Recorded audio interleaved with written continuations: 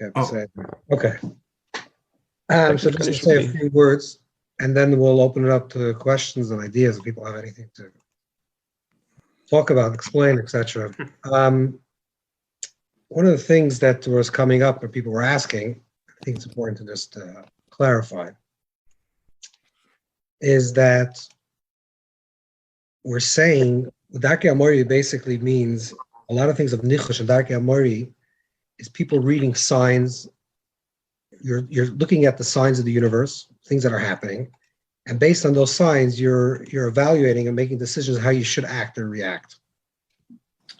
This is the general idea, which means that you're not using, number one, you're not using your seichel, you're not using your intelligence, you're not using the Torah as a parameter to decide how you're going to do it, but you're saying, okay, because this thing happened or that thing happened, therefore, a snake crossed my path or a cat crossed my path, therefore I shouldn't go outside. It doesn't mean, we have to understand another thing, it doesn't mean that not everything in this world is Hashgacha Pratis. Hashgacha Pratis means that everything that is happening in our lives is actually divine providence. And the world is actually Hashem is talking to us through the world at every moment. The difference is that when we recognize that it's the Creator, it's the Koyach Ein Sofius, the infinite one that's talking to us through the Koyach HaGvul, it does two things. One is when we read the signs of the universe and we say that this thing happened to us, okay, that's Hashem showing us that. Let's say, for an example, we're saying that if it's raining, so it's brought down in Chassidish Svarim, the Ardzina brings down, let's say, for example, that when it's raining, it's Hashem telling a person that maybe you shouldn't be working in the field now, and you should be spending more time in your house. So is that nichush? Is that saying, oh, just because it's raining, therefore I should be in the house? The reason why it's not nichush is because two reasons. First of all, I'm recognizing that I'm not just reading the sign of the universe, of the world. I'm recognizing that Hashem is showing me this sign. And number two, because Hashem is showing me the sign and I'm connected to the Koyach Ein Sofius, the infinite one, that means that I can take the sign and say, this is what Hashem is showing me, that therefore I should go in the house. But it doesn't mean I cannot go outside and work the field still. Because I can push myself stronger and say, even though I'm going to get wet, I can still work the field. And I have a choice. So it's not an absolute. So it's not dictating to me my choices, what I should be doing in my life. It's maybe informing my choices what I should be doing in my life. And the main thing is that I recognize that it's coming from Hashem. So because it's coming from the Koyach Ein Sofius, the Koyach of the Eibishter, the Koyach of an infinite one, I'm always connected to that. And that's the core difference between nichush, between the idea of reading a sign of the world. Because when you read a sign, you're saying this is not just informing my choice. This is telling me whether I should do it or I shouldn't do it. And that's the Avodah Zarah. Avodah Zarah is because I subscribe to the image that's being presented in front of me as an end in itself. There's no creator that's giving me that sign. And because this is being shown to me, it becomes also absolute because there's nothing higher. There's no higher absolute. But when I recognize that there's a higher absolute, and the only absolute is the Koyach Ein Sofius, and the Koyach Ein Sofius shows me something in the finite world which I could understand, is showing me that could inform my choices and telling me that maybe I'm not born in this mazel and it's going to be harder for me to do. It doesn't mean it's impossible for me to do. And that's the difference between whether a person is reading the Hashgacha Pratis of something, the divine providence of something, versus a person that's superstitious. And again, it's those 2 points, whether it's an end in itself and therefore it's absolute, or it's not an end in itself, it's pointing to something that's higher and therefore it's not absolute. And that's the difference between a person that's connected to Koyach Ein Sof, the infinite one, versus a person that's Avodah Zarah, someone that's serving the idol, someone that's serving the image itself. And I think that's important to clarify that difference. And of course, we can open it up, and if anyone has ideas, let's share questions, etc. Yeah. If I may, it sounds like there's few different things there. I mean, one of the things we talked about was like, in some of these things, especially the chinuch was very hard on them for just being stupid, these things. Right. Right. But my response was, well, they're stupid to us, but the guy who's reading the entrails he knows a lot about that subject. He has a whole system. He has a whole Masorah on it. Right. And so, it's not it's not just like he's saying whatever he's thinking of in the moment. He has a whole system. Same with Mazal, right? They have a whole chachma about it. Right. So it can't just be that Nakuda. Right. It's not just the shtus. It's also the fact that it's separate from the makar, a hashgacha, and separate from our own will, our own ability to affect the future. That's correct. Those are the 2 points. Yeah. Because when you're connected to something that's higher, so you recognize that even though it's a sign, because I'm connected to something that's higher, it may be an indication whether it's difficult or not, right? Let's say very simple, like if it's raining outside, it's going to be more hard for me to walk on the street. So maybe talking the wise things for me not to walk. But I'm recognizing that Hashem is showing me this sign. And therefore, because I'm connected to the makar, to the source, it's not avodah zarah. And therefore, I can also overcome and say, but I'm connected to Hashem. And therefore, even if it's raining, I still have to get to my place of location, so I'll go. But when it becomes an end in itself, that becomes the avodah zarah. That becomes when it becomes idol worship. So you're saying you could go either way? You just recognize that the source of the circumstance. Not either way. No, it's not either way. You choose to go either way. No, because when you're connected to Hashem, then the thing that's being shown to you is not an absolute. It's a suggestion. Hashem is saying that if it's snowing outside, it's going to be more difficult for you to walk across the street. You could walk across the street. It's not like if the cat crosses the road, I know that it's going to be bad mazel. I shouldn't do it. That's nichush. That's avodah zarah. Here's this. It's presented and saying, this is going to be a bigger challenge. The forces of the universe are working against you now. But I'm not connected to the forces of the universe. I'm connected to something that's higher. So according to what you're saying, then, the guy who reads the entrails, if he presents it properly, it could be okay. If he says this intestine seems to be saying that if you do this, it's going to be rough. Yes. If it's not an absolute thing. And I'm sure that's not what they did. But well, we also shouldn't have gone to him in the first place. Well, what if he was really from? I have a question, Rabbi. Yeah. My question is this: in the Tanakh about when it comes to tzedakah, one of the most famous things that my rabbi always tells me, it's the only thing you're allowed to test me on. It says Hashem should test me on this, and you do this just for the end of it, even if it's the end of itself. You give tzedakah, knowing that He will replenish you, this kind of thing. And so I wonder, is that not the definition? I mean, isn't that being done as the end of itself? I mean, or is it just simply recognize that, hey, everything comes from Hashem, you give this, and Hashem, if this, then that, that's always what I always thought that Nichush was. If this happens, then this happens. So the Gemara actually says that someone gives tzedakah, someone gives charity and says, on a condition that my child will live. God forbid a person has a child that's sick, but we don't have to use that extreme example. You say, I'm giving charity, I'm giving tzedakah, on a condition this thing is going to work. And Hashem says, you can test me on this. And I'm giving on that condition. So the Gemara says you're allowed to do it. Or is it tzaddik gomer? You're allowed to do it. And the Gemara explains there, Chazal explained that the reason why you're allowed to do it is because even if it doesn't work, you're still going to give charity in the future. Because it's not going to ruin your faith.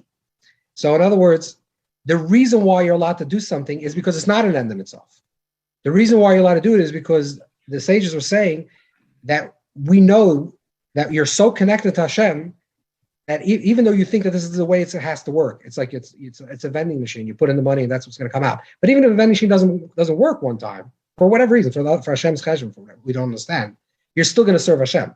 So the only reason why you're allowed to do it is precisely because you're always going to be connected to the Eibishter, Hashem. That's the reason why you're allowed to do that challenge.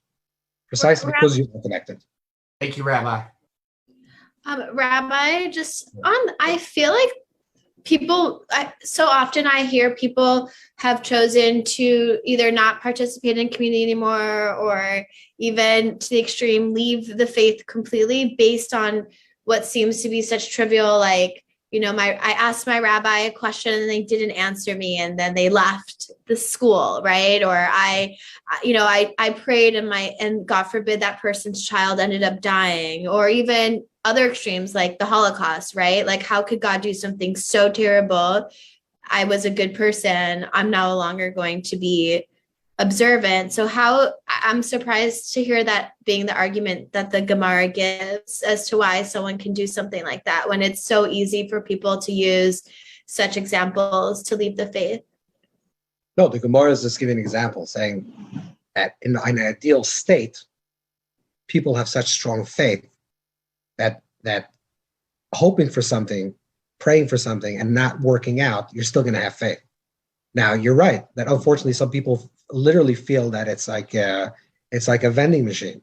That there's a medrash that says that the difference between Parai and Yaakov is when it talks about the dreams of Yaakov and it talks about the dreams of Pharaoh. It says that Vehine Hashem nitzav alav. And when Yaakov has a dream, it says that Hashem stands on top of him. And then when it says about Parai, it says Vehine oimed al hayar, and he's standing on the Nile, which the Nile was an ancient deity of the Egyptians. So the Medrash contrasts these two things and says that the definition of Yaakov is someone that understands that Hashem is nitzav alav, Hashem is standing transcendent of him. The definition of an idol worshiper is someone that stands atop of his God.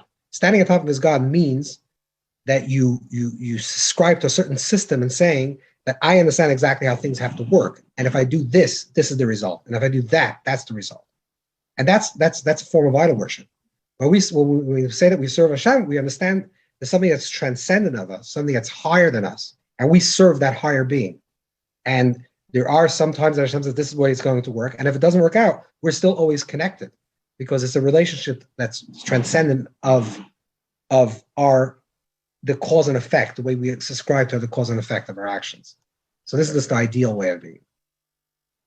Unfortunately, people are not like that. I agree. So is one of the key distinctions that we were looking at this in a dynamic versus static way? Yeah. Everything can be interpreted. Right. Everything is of communication that Hashem is giving us. But the minute you're rigid and it becomes a dogma, you try to isolate and equate cause and effect. And when it becomes static, instead of a dynamic, then it becomes an absolute. Right. It's like, this is what's presented to me, and therefore this is what I must be doing. That's how it is. That's nichush. It's the opposite of a present-based consciousness. Correct. It's the opposite of having a relationship with a living God. Right. It's a certainty for security. That's correct. Correct. That's correct. In the unknown. And it's really serving your ego. That's what it's saying about power. It's like I stand on top of my God, which means my God is my servant. God serves me. I do this. This is what happens. That's how I desire. Rabbi Pinson? Yes.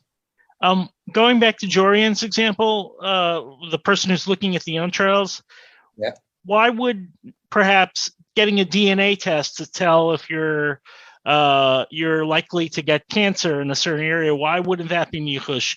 Because you're looking to predict the future, but with the science that might be valid, and you're certainly there's less avodas Hashem. This is a very interesting conversation. This is actually something you're raising, something very interesting. It's a very good question. I think there's a level. It's something to be thought about, but I think there's a level of understanding, like the probabilities of things, and let's say, and then the recognition that Hashem is infinite. There's infinite possibilities. So let's say you go to a doctor. The doctor says, God forbid, this is a type of illness that you can't be cured. We have to interpret that as a suggestion. That's his understanding or her understanding. That means from the scientific understanding of the way things work, it seems this is the way it is. But we're connected to something that's infinite, and everything's a possibility, and nothing is absolutely predictable. That's emunah. So it doesn't mean we have to be foolish.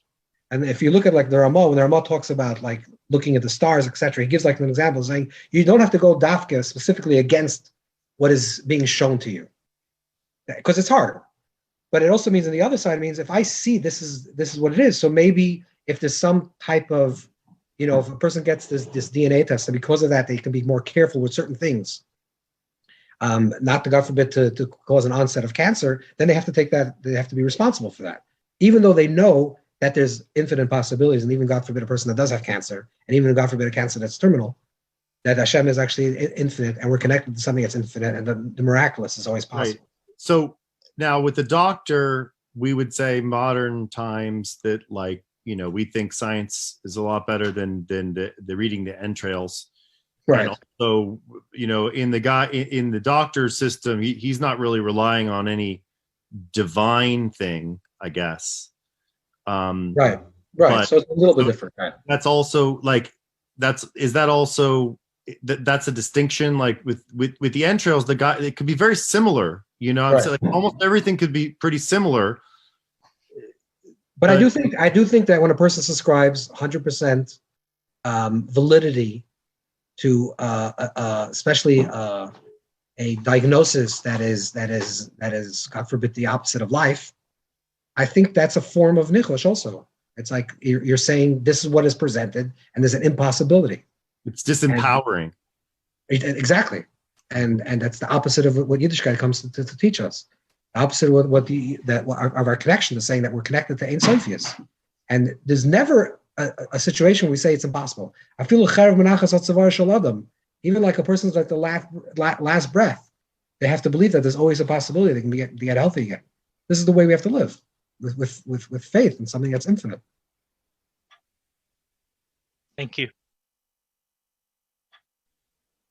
Okay, we have 1 minute left, 2 minutes left, so there's no time. We can also say goodbye now. We can say goodbye in a few minutes. So okay. There's another question.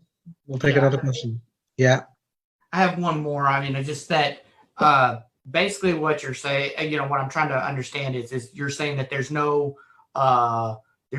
limit in Ein Sof, but yet we still have our rules of nature set down from Elohim. We have rules of nature, water flows south, whatever. I mean, we have these rules of nature that we live by through Elohim. And that there is that transcendent power of the of Havaya, the Yud Hey Vav Hey, this transcending power that reaches above that nature. And when a doctor comes to you, he's only offering you what the natural order of things are based on trial and error, right? That's he's offering that natural nature. And what you're saying is, if you're connected to the Ein Sof, you're allowed the ability to transcend that natural order of things. Correct. Exactly correct. Exactly correct. Okay, everybody. It was excellently good. Thank everybody for joining. And Mirza Hashem, we'll see everybody tomorrow night. Avram, you want to say something?